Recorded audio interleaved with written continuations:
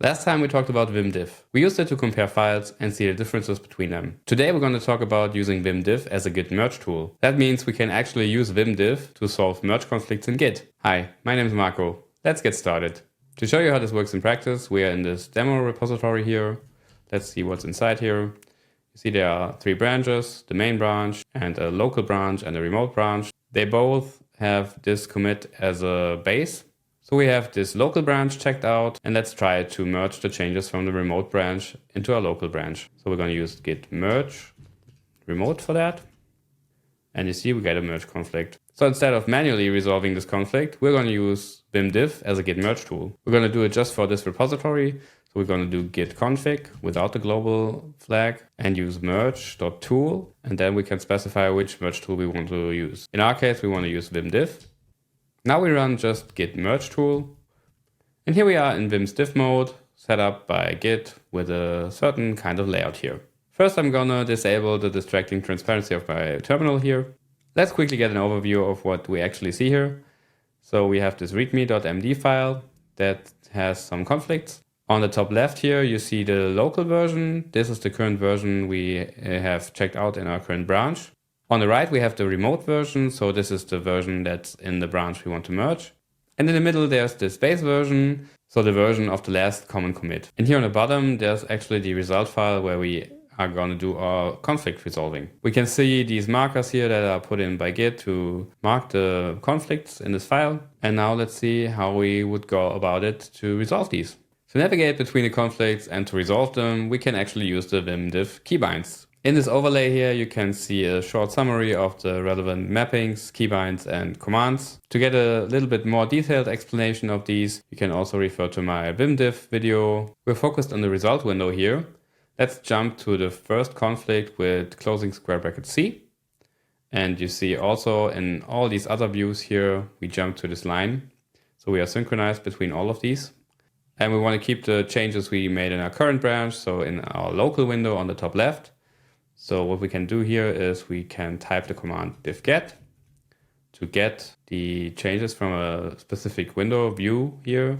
And we can just use LO for local, or we can use LO and press tab to actually expand this to get the changes from this top left view here into our merged file, into our result file here. So let's hit enter here.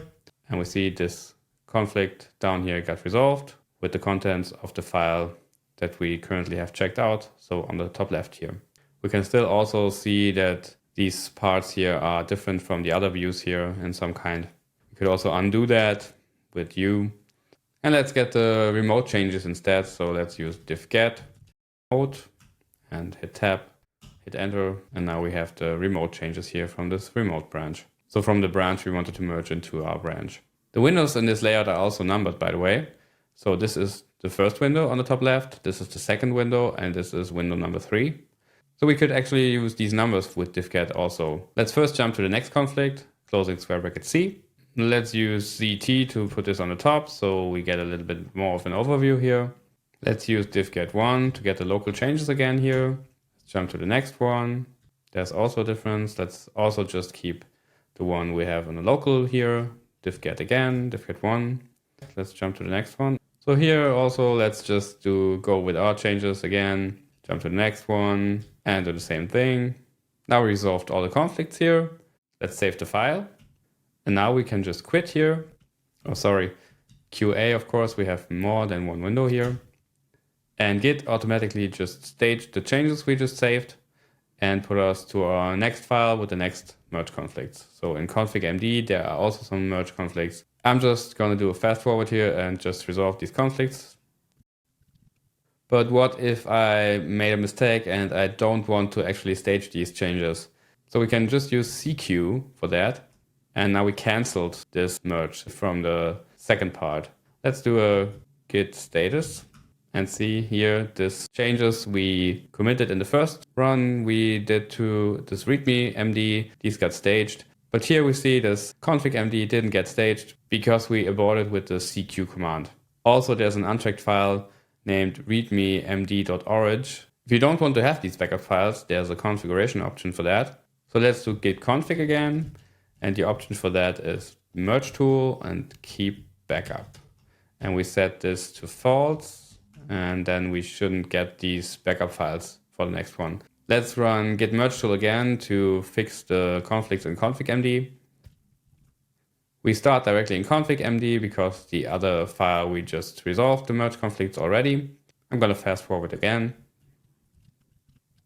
And this time we're going to write this file and quit regularly. Do a git status again.